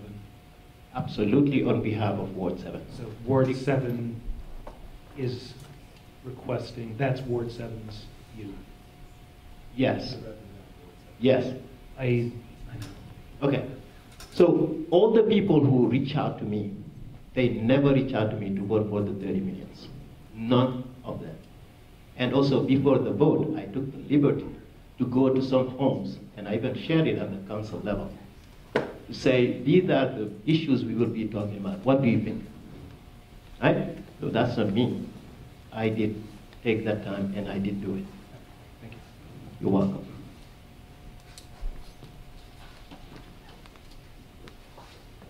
On the NPA piece, there's a lot of people in the crowd that weren't from the NPA that were supporting the Moore Auditorium and came out to vote support for it. Why? You made a statement about the NPA. I didn't understand where you're coming from. So we all know in one point why the NPA was at the Memorial Auditorium in one point. All the NPAs to urge the mayor to redevelop Memorial Auditorium. And it's from there that we're now talking about developing Memorial Auditorium, right? So that's where I'm coming from. And that was a good thing or a bad thing? To me, it is a good thing, but right now, the community needs to develop our high school, right? The community, that's what we need. That's the most important need. Memorial Auditorium will be coming here to us again, $15 million. Think about it. We already have 70. We're talking about 30 that you cannot increase people's taxes and then increase their bills and then bring another 15 million pounds. That's where I'm coming from. And I will continue to urge, I will continue to address my point to the community. You have to switch over to Carol now. Okay, I'm Carol Odie. I'm one of your two state representatives. As I'm going door to door, you bring similar priorities to the ones that you mentioned when I went 2 years ago door to door. And one of the things that you talk about is the cost of health care. And I wanted to address this question tonight. What's being done to bring the cost of health care down? Well, one thing that's being done is that those who are on Medicaid right now, so that's about 40,000 people in the state, are part of an experiment, a special program, where instead of their needs being, like if they have a test, go to the doctor or whatever, all those things are paid for by Medicaid dollars based on what is being spent. Instead, there's been a trial to say, we are going to give you a certain amount of money per patient, per person on Medicaid, and that is what you'll have to take care of that person. And over all the people that there are, the point that what they're trying to do is to say, keep people healthy so that they don't end up going to the emergency room and having the emergency room cost $1,000 to go in there and be seen. And instead, they get a blood pressure cuff and maybe a stick to take their blood sugar, and they have an iPad, and they are able to take those signs for themselves at home, and then a nurse at a doctor's office reads what the signs are and then talks to the person if their blood pressure is going up or if their blood sugar doesn't look good, and is able to keep them stable and more healthy while they're at home and avoid the emergency needs of going to the doctor or going to the emergency room where things cost more. So those are called capitated payments, and the state last year saved $2 million doing that, and wonderfully kept people healthier and happier in their homes. Another question we have that I have heard about is, what are you doing about people who overdose when they go to the emergency room? Before this past year or so, they were given Narcan so that they didn't die. And then they were told, you must stay in the emergency room for 2 hours. And then after that, they were told, now you may leave. And when they left the emergency room, they still had a craving for the drug that they were, that they had overdosed on, and they had no additional help to get off of the substance that they were abusing. So the new protocol is that they get the Narcan to save their lives, and then they are given a drug to keep them from having the craving for the substance that they abused, and they get social work help. And this is protecting and preserving the lives of mothers, fathers, grandmothers, uncles, aunts, people who are responsible for keeping their families together, people who have jobs, and people who have gotten caught up in the opioid crisis. Also, we were able to preserve $9 million in funding this past year for the disabled who live at home.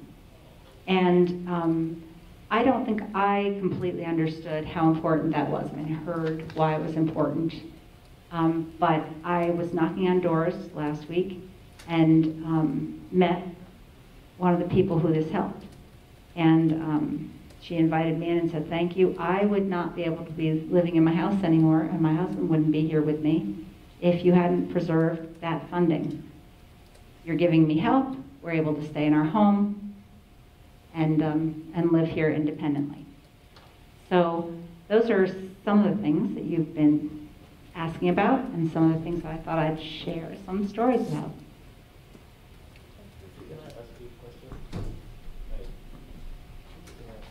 He has 1 minute, and then it's 9 o'clock.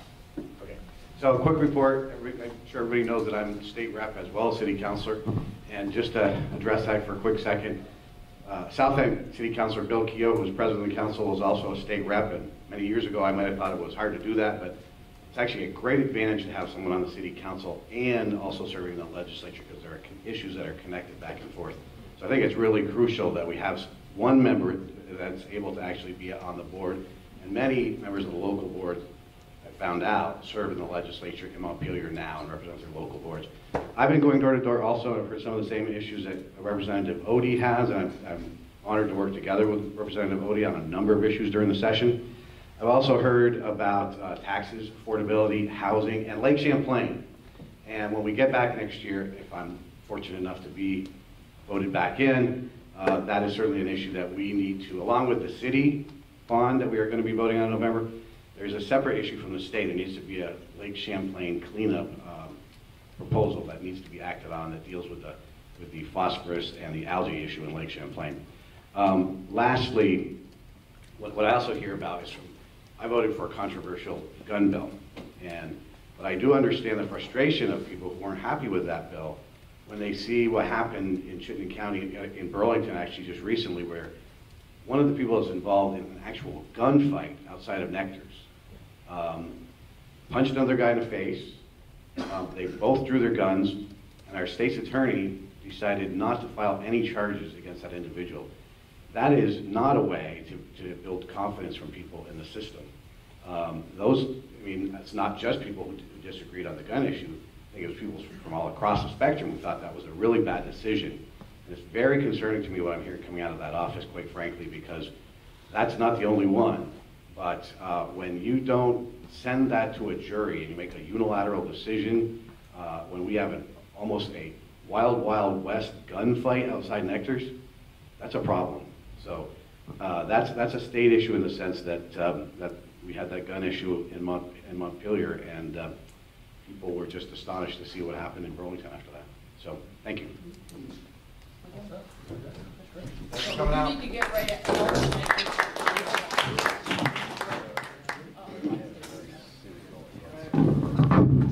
You don't need to put chairs away tonight. They're resetting the room. Why do we need to? Yeah? Oh, I heard all about that. We don't put chairs.